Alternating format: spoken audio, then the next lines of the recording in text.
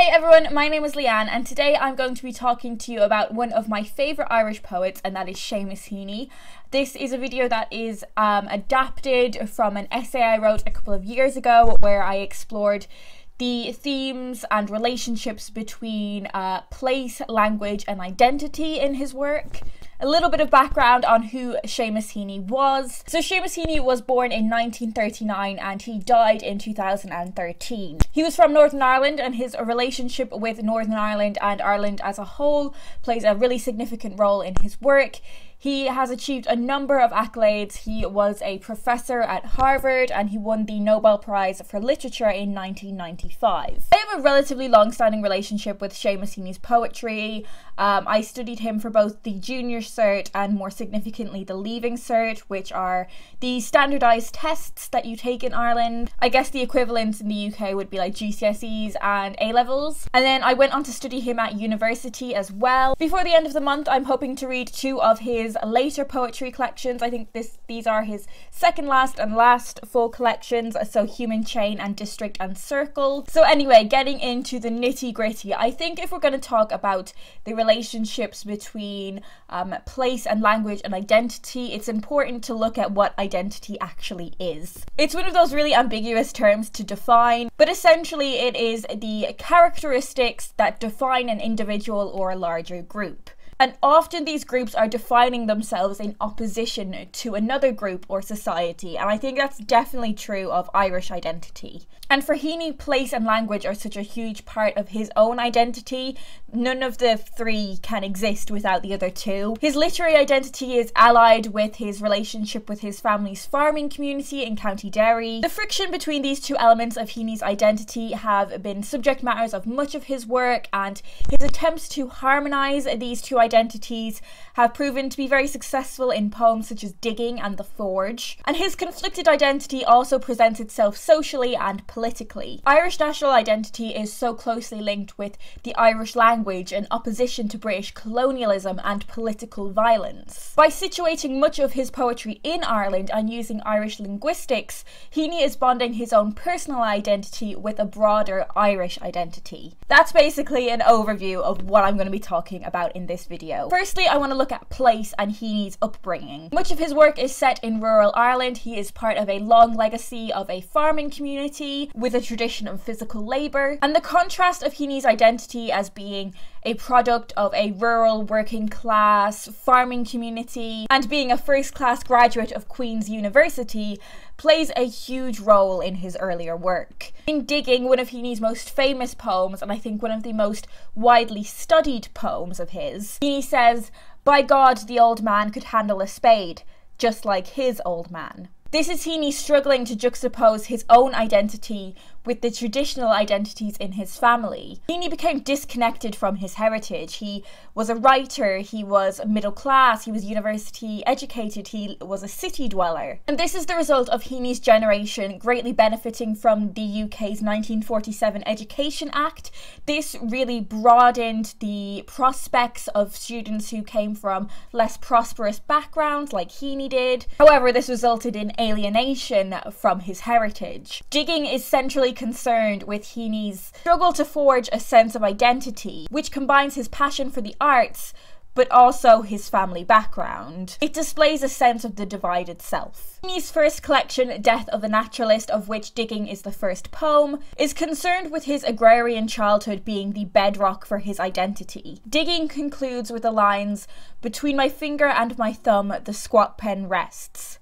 I'll dig with it." It's a clear example of Heaney trying to reconcile Irish rural traditions with his new poetic identity. He will dig with his pen, and in doing so, dig into his past and memorialise these rural traditions. And Heaney demonstrates just that in another poem called Personal Helicon. Mount Helicon of Greek mythology is where the great muses lived, including the stream of literary inspiration. And the title of this poem proves to us that Heaney is concerned with the roots and stems of his own literary inspiration. It tells us he rhymes to see himself, to set the darkness echoing. He is writing in order to explore his own identity, an identity which is intrinsically linked with simple and domestic rural tasks.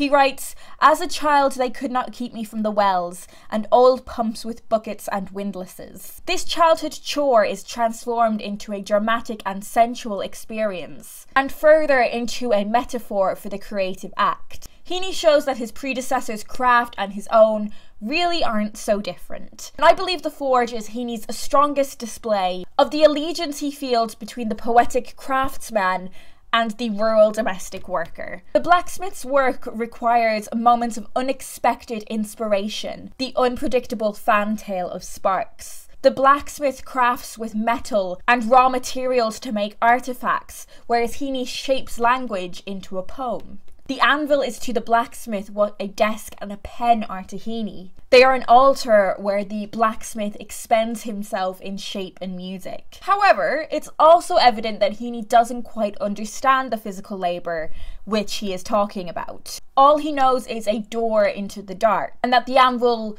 must be somewhere in the centre. Heaney's not trying to say that his work and the work of the blacksmith are the same, rather he's forming a bond between the two and trying to position himself into the traditional tasks that he grew up among. This poem also comments on the withering blacksmith trade, and this is where the role of the poet becomes abundantly clear. He recalls the clatter of hooves where traffic is flashing in rows. The horse and the horseshoes which would have been made by the blacksmith have been replaced by cars, and therefore the smith represents a dying trade. Something which I think is really cool is that Heaney uses the sonnet form in the forge, which is normally something that you would associate with a poet preserving the memory of their lover. Through poetry, Heaney is memorialising this trade and ensuring that it remains eternal. Again, attempting to position himself within these traditions. And this theme can be seen throughout a range of Heaney's work. And it spans multiple collections, for instance in the poem Sunlight from the collection North. Heaney celebrates the crafts which have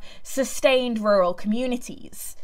So, her hands scuffled over the bakeboard, the reddening stove sent its plaque of heat. Similar celebratory faction Churning Day recreates Buttermake, where finally gold flecks began to dance. They poured hot water, then sterilised a birchwood bowl and little corrugated butter spades. Reading the poem leaves you with the feeling that like you've made butter yourself. And the consolidation of Heaney's atmospheric, poetic language with this traditional craft is really what he is aiming to do. His evocative and precise language means he is trying to tell us about a very specific world, and not only memorializing them, but attempting to figure out his own position within them. In addition, Heaney also draws particular attention to his conflicted Irish identity. Speaking at the Ulster Museum in 1977, Heaney demonstrated an awareness that the sense of place and the relationship between a literature and locale with its common language are not a particularly Irish phenomenon.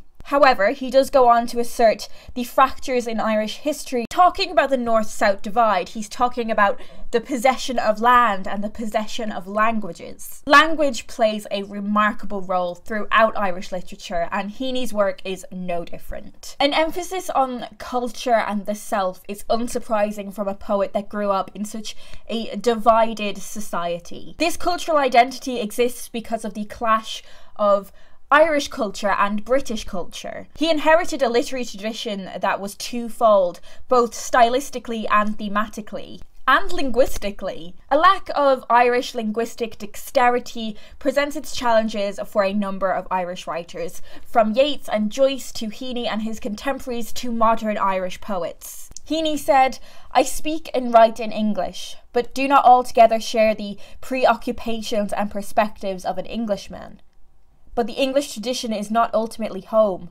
I have maintained a notion of myself as Irish in a province that insists it is British." With such a focus on maintaining Irish heritage, a lack of the Irish language could be seen as problematic. Are Irish writers writing in English really preserving anything of their heritage whatsoever? In his highly influential work, Black Skin, White Masks, the post-colonial theorist Frantz Fanon remarks that mastery of language affords remarkable power.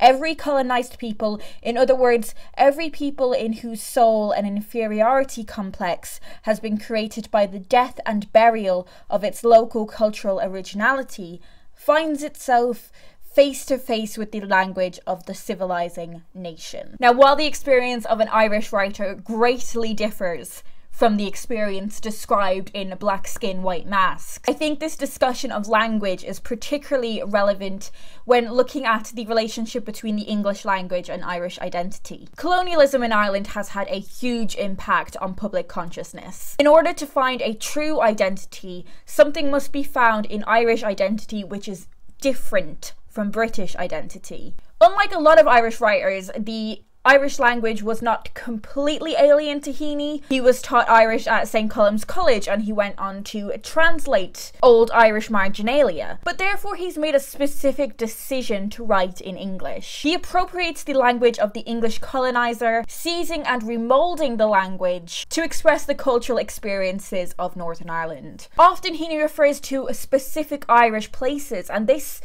serves a very powerful purpose. He refers to his native farm, Mossbawn, in the introductory poems of North, and he also pays attention to its possible double etymology. The latter half of the word, bawn, refers to the name that English colonisers gave fortified farmhouses, but bawn is Irish for white. The name itself acts as a metaphor for the divided Ulster identity. Likewise, we see the significance of place names in poems such as Anahorish. For Heaney, it is vital that specific place names are used, and this act of naming gives it a particular historical orientation. The language of the place name and the place are inseparable. Again, we see Heaney reference the colonial renaming of Irish places. Anahorish is derived from Anach Fior Ishka, which means a place of clear water. And also this poem is renewing a traditional form of Irish poetry. I'm always worried about pronouncing this word. I'm not an Irish speaker myself,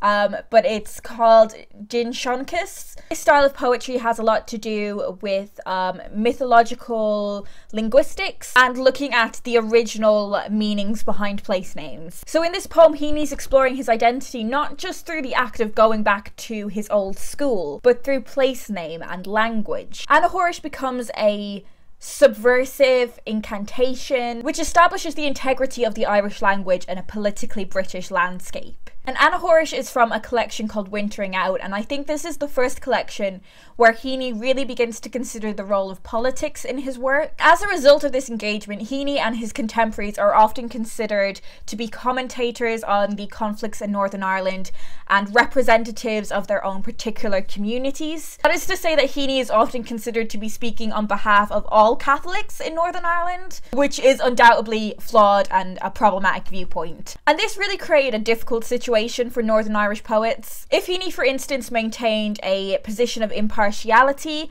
then he could be seen as betraying his community. But if he spoke on behalf of his community, he could be considered as indulging in partisanship. And a failure to engage with politics may be considered a shrugging of public responsibility, whatever that may entail. Heaney has been likewise criticised for political ambiguity, refusal to accept a fixed position with regards to the Troubles. He was in a damned if I do, damned if I don't position. His political silence has been criticised as a refusal to stick up for his own community, but equally that exact same silence has been accused of pushing a nationalist agenda. Heaney was never a party politician. He was a poet. His poetry does, of course, engage with politics, but he was under no obligation to subscribe to any political ideology. His identity shifts. It's not fixed or immobile. Now, Heaney's collection North is his most obviously political collection. I mean, just look at the title of it. Not only are names and places playing a significant role, like in the Mossbawn poem, but we specifically see Heaney's view of British rule in Northern Ireland. His poem Act of Union features a male narrator, which is a metaphor for England, and the female is a representative of subordinate Ireland. Heaney's treatment of women is an entirely different discussion and video, but this poem is showcasing his politically divided self. Heaney presents England as a violent, destructive, manipulative, physical abuser of Ireland. He characterises Ireland with pain, And you know, this is clearly informed by his political surroundings. Therefore, it's clear that Heaney does have a sense of a political identity, but it is divided and complex, and to use a Heaneyan metaphor, it is buried. We've got to dig for it.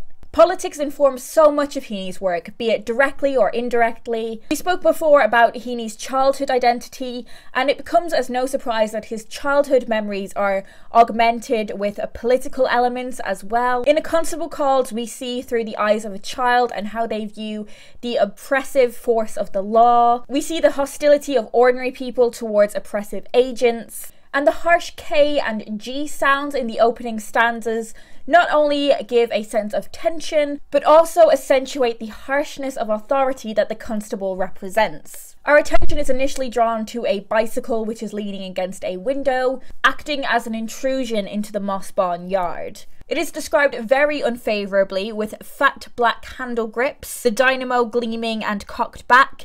The pedals are hanging relieved of the boot of the law. Relieved shows a clear link between the constable and oppression. And allusions to guns in the description offer a particular association between Heaney's childhood and experiences of violence in Northern Ireland. And undoubtedly this shapes him as a poet and his poetic identity. And the bicycle ticked away, not only referencing time, but also the tragic bombings in the Northern Irish conflict. And even if we return to Heaney's earlier work and look at Digging, we can notice lines like snug as a gun. Some critics have claimed that this is one analogy too many for a short poem, but I think they're wrong. Digging's not only an attempt to juxtapose identity of being a poet but also a farmer's son, but it's also trying to position the identities of being a poet and a political commentator. Many poems in Death of a Naturalist contain subtle military metaphors.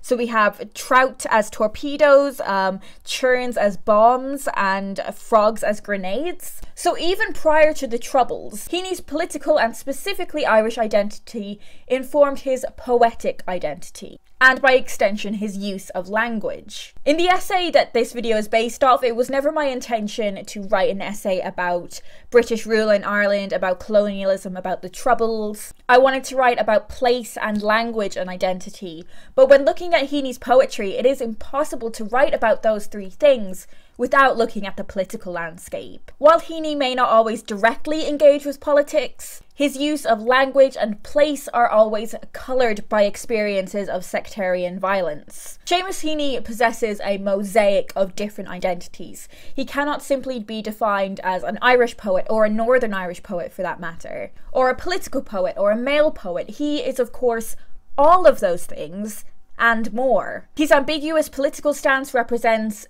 fluid identity and constructed identity, and one that is subject to change throughout time. However, what remains fixed throughout these fluctuations is Heaney's devotion to place and rich, sensuous language. Language, place, and identity are so tightly woven together and prove impossible to separate. And an exploration of his own identity is exactly what Heaney set out to do with his own work. And I believe this is something that literary critics and literary enthusiasts are going to be exploring for many, many years to come.